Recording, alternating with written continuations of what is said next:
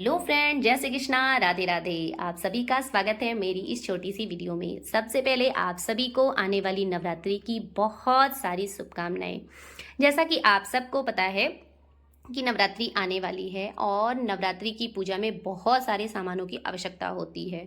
तो इस नवरात्रि हमें किन किन सामानों की आवश्यकता पड़ेगी या हमें इस नवरात्रि में किन किन सामानों की जो है ज़रूरत है, और उसी का वीडियो मैं आप सभी के साथ शेयर कर रही हूँ। तो वीडियो अच्छा लगे तो लाइक कमेंट शेयर करना बिल्कुल ना भूलें। इसके अलावा अगर आप हमारे चैनल पर नए हैं तो चैनल को सब्सक्राइब कर लें, बेल आइकन भी दबा दें ताकि वीडियोस की नोटिफिकेशन आप सभी को मिलती रहे। एक बात और, वीडियो स्किप मत करिएगा क्योंकि इतने सारे सामान की लिस्ट आप सबको दिखानी है, तो अगर आप स्किप करेंगे तो सामान स्किप हो जाएगा। तो इसलिए वीडियो स्किप मत करिएगा और कॉपी पेन लेकर बैठिए ताकि ये सारे लिस्ट आप तैयार कर सकें।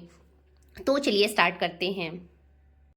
तो सबसे पहले हमें चाहिए इस प्रकार से एक आसन, जैसे कि ये एक पट्टा या आसन जो भी आप कह सकते हैं। इसके ऊपर बिछाने के लिए लाल या पीले कपड़े, जो भी आपकी इच्छा हो, जो आप स्वेच्छा से बिछाना चाहें। इसके अलावा हमें चाहिए एक ज्वार बोने वाले पात्र जिसमें हम ज्वारे बोएंगी, और उसके ऊपर कलश, और उसके ऊपर पूर्ण पात्र और एक दीपक। बहुत सारे लोग जो है इसमें ज्वारे बोकर अलग कलश रखते हैं और बहुत सारे लोग इसी के ऊपर रखते हैं। तो जैसी आपकी इच्छा आप वैसा कर सकते हैं। इसके बाद ये थोड़ी सी कच्ची मिट्टी के जो दीपक होते हैं वो मैं ले ली हूँ। जैसे मंदिर वगैरह जाते हैं हम तो वहाँ पे इसका यूज होता है। वैसे तो बेसिकली इसका कार्तिक मास में यूज होगा, लेकिन जो है ऐसे ही मंदिर वगैरह के लिए भी इसका यूज हो सकता है। इसके बाद ये थोड़े से चंदन है, ये देखिए, ये जिसे गोपी चंदन भी कहा जाता है। तो अलग अलग लाल, पीले और रेड कलर के चंदन, और इस तरह से जो गीले चंदन आते हैं वो भी हैं। तो आप ये चंदन भी आप अलग से ले लें। तो ये सारे मैं चंदन ली हूँ। इसके अलावा अष्टगंध लिया है, और ये जो कुमकुम होता है ये भी ले लिया है माता को अर्पित करने के लिए। सिंदूर की डिब्बी माता को अर्पित करने के लिए, तो जो भी जिस पात्र से आप माता को सिंदूर अर्पित करते हैं रोजाना, उस तरह से उसको सिंदूर की डिब्बी भी वहां पर रख लें। इसके बाद हवन सामग्री में मिलाने के लिए काले तिल, तो ये देखिए थोड़े से थे और थोड़े से नए जो एक्स्ट्रा हैं वो रख देते हैं। खड़ी सुपारी थोड़ी सी बल्क में चाहिए रहेगी क्योंकि जो है माता को अर्पित करने के लिए और बाकी सारी चीज़ों के लिए भी, कलश में डालने के लिए, इन सारी चीज़ों के लिए उपयोग में आएंगी। नवग्रह बनाने के लिए बहुत सारी जो है प्रयोग में आनी है। और ये हैं कमल गट्टे, तो कमल गट्टे भी थोड़े से बल्क में चाहिए रहेंगे क्योंकि माता को पर डे भोग लगेगा और महाप्रसाद में भी इसका यूज होगा। इसके बाद खड़ी सुपारी, तो ये भी काफी मात्रा में लगेंगी, तो ये भी अच्छे से जो है आप देख के ले लीजिए। छोटी छोटी गांठें लीजिए ताकि जो है ज्यादा मात्रा में चढ़े और इसका यूज आप अच्छे से कर सकें। इसके बाद ये देखिए एक इस तरह से आचमन, मतलब मेरे पास ये नया एक्स्ट्रा रखा हुआ है। बहुत सारे आचमन मतलब है मेरे पास, एक दो। तो ये आचमन जो कुसा की बनी होती है, तो माता को मतलब भगवान जी को स्नान आदि कराने के लिए ये कुसा का बना हुआ रहता है। आप नॉर्मली कुछ लाकर इसे घर पर भी बना सकते हैं। इसके बाद माता को अर्पित करने के लिए ये इस प्रकार से इत्र जो है नॉर्मली कॉटन से लगाया जाता है, या फिर आप स्प्रे वाले इस तरह से आप ले सकते हैं, स्प्रे करने वाले, तो ये भी बहुत अच्छी महक देता है। तो ये इसके बाद ये हवन सामग्री, तो अभी मैंने थोड़ा सा लिया है, थोड़ा सा मेरे पास और अलग से रखा हुआ है। तो ये देखिए, ये जो गायत्री पूजा के हिसाब से होता है उस वहीं से मैं लेती हूँ और बहुत ही फ्रेश रहता है। इसके अलावा गूगल और लोबान जो कि हवन सामग्री में पड़ेगा, उसके लिए गूगल लोबान, क्योंकि रोज पर डे अग्यारी होगी, उसके लिए गूगल लोबान। और ये नवग्रह की लकड़ी जो हवन में हमारे यूज होगा।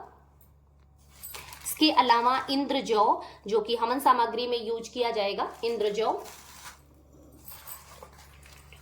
नॉर्मली जो जौ होती है ज्वारे, जिससे हम ज्वारे बोएंगे, कलश में लगाएंगे और हवन सामग्री में भी इसका यूज होगा, तो ये जौ।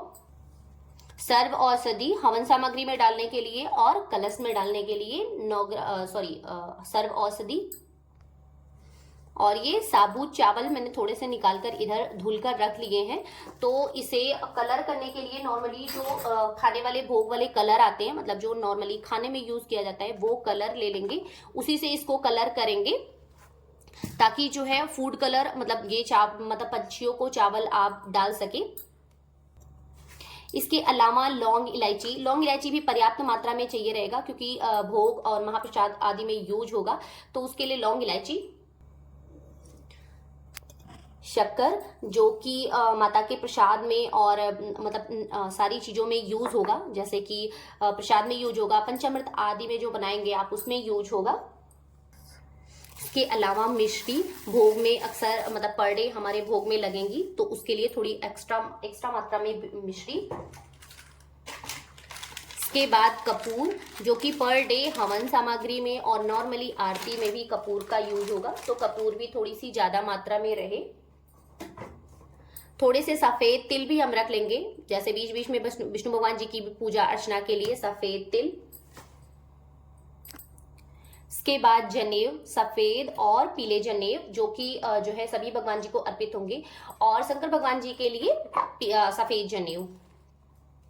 इसके अलावा कच्चा सूत, जैसे कि आपके पास यदि जनेब नहीं है तो आप नॉर्मली इसे जो है राउंड करके आप इसे चढ़ा सकते हैं, या फिर वस्त्र के रूप में भी आप नॉर्मली कच्चा सूत यूज कर सकते हैं। इसके बाद कलावा, तो ये देखिए थोड़ा सा बड़ा रहता है ये, तो अच्छे से ले लेते हैं तो काफी दिनों तक ये चलता रहता है। इसके बाद शहद, क्योंकि पंचामृत में माता को स्नान कराने के लिए भोग आदि में जो है शहद का यूज होगा, तो शहद। ये थोड़े से जो है चुन्नी लाल और पीली कलर की चुन्नियां हैं, ये मैं नई लेकर आई हूँ, 2-3 मैं नई लेकर आई हूँ। इसके अलावा 2-3 पहले से हैं, तो उन जो है उनका प्रयोग हम इसमें करेंगे। इसके अलावा एक ध्वजा, जो कि फर्स्ट डे माता को अर्पित किया जाएगा और लास्ट डे जब हवन हो जाएगा तो इसे छत पे लगाया जाएगा। लाल और पीले कपड़े माता को अर्पित करने के लिए। गुड़, भोग प्रसाद में यूज करने के लिए, हवन सामग्री में डालने के लिए, पंचामृत में भी यूज करने के लिए गुड़। इसके बाद तिल के तेल, अखंड जोत जलाने के लिए, तो नॉर्मली 2 बॉटल मैंने यहाँ रख दिया है, बट लगभग 3 से 4 बॉटल जो है यूज हो जाती है, तो ये तिल के तेल। इसके अलावा घी, तो नॉर्मली घर का बना हुआ घी है, और माता की आरती के लिए और जोत जलाने के लिए घी का प्रयोग होगा, तो उसके लिए घी। इसके अलावा दुर्गा सप्तशती की बुक, नॉर्मली 9 दिनों तक माता का पाठ करने के लिए। इसके अलावा बुक्स को रखने के लिए जो एक आसनी होती है, मतलब इस तरह से इस पर रखकर हम बुक्स को पढ़ेंगे, उसके लिए। के अलावा नारियल, तो नारियल नॉर्मली जो है 2 रखते हैं, एक कलश पर और एक भोग के लिए। जो कलश पर नारियल रखा जाता है वो मन्नत का नारियल होता है, उसे तोड़ा नहीं जाता है। नॉर्मली हम ऐसा ही करते हैं, मतलब हम लोग के यहाँ ऐसा ही होता है। आपके यहाँ जैसा चलन हो, जैसा आपके यहाँ जो है नियम हो, उस तरह से आप कर सकते हैं, बट नॉर्मली जो कलश पर नारियल रखा जाता है वो तोड़ा नहीं जाता है। इसके अलावा माता को अर्पित करने के लिए थोड़ी सी श्रृंगार की सामग्री, और इसमें और भी श्रृंगार की सामग्री अभी ऐड करनी है, जैसे कि वस्त्र आदि हो गए, और जो नवमी के दिन श्रृंगार की सामग्री चढ़ाई जाएगी वो अभी इसमें नहीं है, ये फर्स्ट डे के लिए है, नवमी के लिए अलग से जो है आएगी। इसके अलावा थोड़े से ड्राई फ्रूट्स, जो कि मैं बाद में कट करके रख लूंगी। के अलावा थोड़े से ड्राई फ्रूट्स, जो कि बाद में मैं इसे कट करके और डब्बे में करके रख लूंगी, जो कि हवन सामग्री में, भोग में, पंचामृत में, सारी चीजों में इस्तेमाल होगा, तो उसके लिए हम जो है थोड़े से पंचमेवा कट करके रख लेंगे। इसके अलावा हमें चाहिए होंगे थोड़े से बर्तन, जैसे कि भोग प्रसाद रखने के लिए कुछ प्लेट्स रख लेंगे, या कटोरियाँ जैसे पंचामृत या और भी तरह के भोग आदि रखने के लिए एक जल का लोटा, आरती करने के लिए एक आरती दानी, जो अखंड जोत जलेगी उसके लिए अखंड जोत। इसके अलावा नॉर्मली जो साची का दीपक जलाकर रखेंगे उसके लिए एक दीपक, और एक आध एक्स्ट्रा दीपक आप रख सकते हैं इस तरह से। तो कुछ थोड़े से बर्तन जो कि मस्ट हैं, तो ये भी आप अच्छे से निकाल के वॉश करके रख लें। मैं इसे पीताम्बरी से अच्छे से वॉश कर लूँगी ताकि ये चमकने लगे।